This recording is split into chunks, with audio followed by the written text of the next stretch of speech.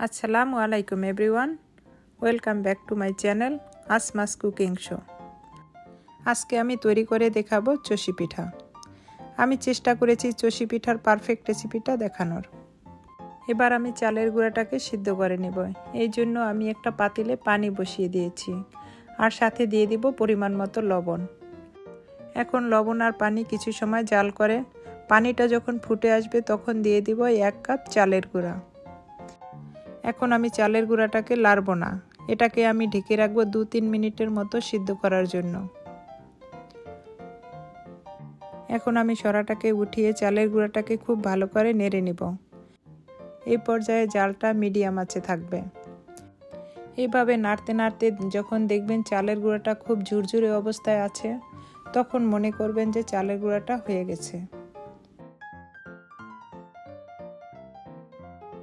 এই পর্যায়ে আমার আটাটা রেডি। দেখুন কতটা সুন্দর হয়েছে। এখন আমি কিছুক্ষণ ঠান্ডা করার জন্য রেখে দিব। এইদিকে আমি একটা পাতিলে দুধ বসিয়ে নেব পিঠাটা রান্না করার জন্য। দুধটাকে আমি ভালো করে জাল করে নেব। দুধটা জাল হতে হতে এখন আমি আটাটাকে ভালো করে মথে নেব। এই আটাটা যত ভালো করে মথা হবে পিঠাটা ততটা সুন্দর হবে। এই আটাটা হালকা গরম অবস্থায় মথতে হবে।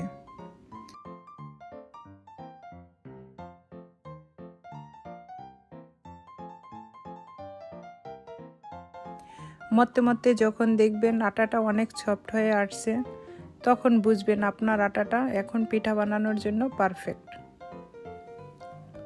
এবার আমি পিঠাগুলো বানিয়ে নেব। এই জন্য আমি প্রথমে চিকন চিকন করে অনেকগুলো লতা বানিয়ে নেব। এভাবে লতা বানিয়ে আমি চষি পিঠাগুলোকে কেটে নেব। চষি পিঠাগুলোকে আমি একইভাবে ডলে ডলে হাতের তালু দিয়ে এভাবে ঘষে ঘষে প্রতিটা পিঠা একই সমান করে বানিয়ে নেব। এই পিঠাগুলা বানাতে অনেক সময় লাগে।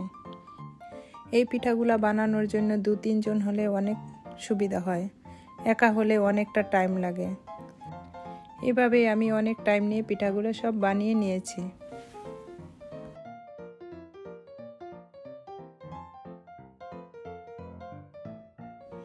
আমি একে একে সব পিঠাগুলো বানিয়ে নিয়েছি। দেখুন আমার প্রতিটা পিঠা কতটা সুন্দর হয়েছে। আমার সব পিঠাগুলো বানানো শেষ।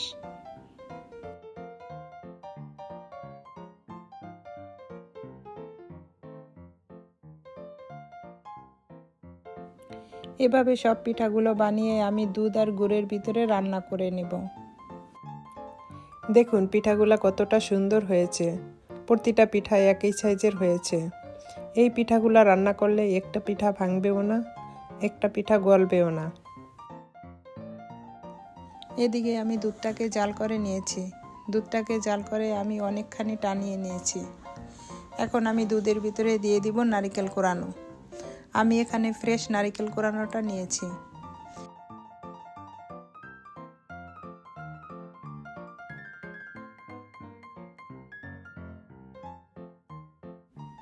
এখন এগুলোকে কিছুক্ষণ জাল করে একটা বলক তুলে নেব।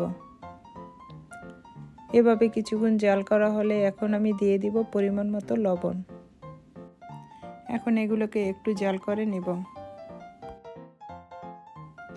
এখন আমি দুধের ভিতরে দিয়ে দিব সেই বানিয়ে রাখা চষি পিঠা।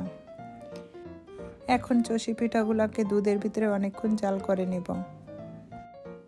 এভাবে জাল করতে করতে যখন দেখব দুধে বলক আসছে, তখন বুঝবো আমার পিঠাগুলো কুক হয়েছে।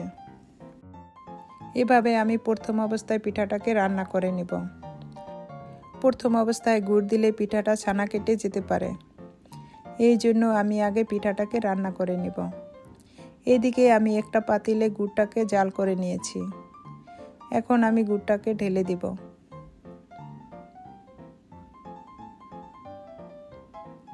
আমি গুড়টাকে দিয়ে বেশিক্ষণ রান্না করব না। আমি এখানে খেজুরের গুড়টা দিয়েছি। খেজুরের গুড়টা দিয়ে পিঠাটা রান্না করলে বেশ মজা লাগে। এভাবে কিছুক্ষণ জাল করে পিঠাটাকে আমি নামিয়ে নেব।